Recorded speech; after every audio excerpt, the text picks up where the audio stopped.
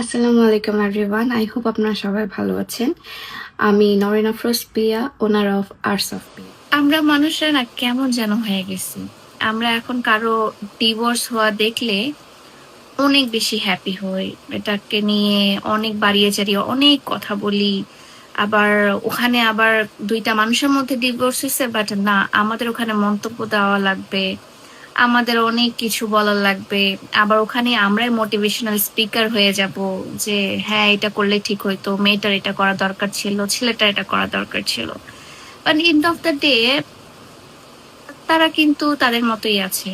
Plus যাদের divorce হয়, আমার রিসেন্টলি আমার খুবই পছন্দের একজন আপুর, সুষমা আপু, ওনার আমি ভিডিও অনেক দেখতাম এবং অনেক অনেক আছে না, ওনার কথা শুনে অনেক মোটিভেট হতাম। তো হয়তো বা তার জীবনে যে সে যেটা চেয়েছিল সেটা সে পায়নি, দ্যাটস ওয়াই সে সেখান থেকে সরে এসেছে। দ্যাট মিনস এটা না যে আপনার জীবনেও সেটা হবে, বা আপনার জীবনেও এই জিনিসটা প্রয়োগ করতে হবে যে উনি কথা বলতো উনারই টিকলো না, আমার আর কিভাবে টিকবে।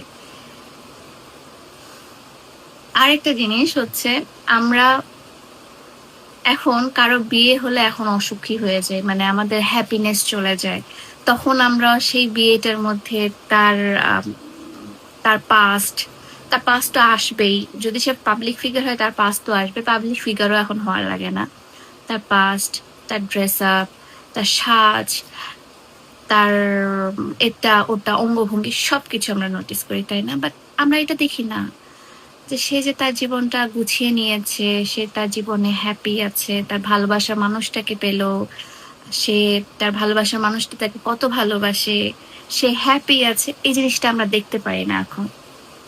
I don't know Y.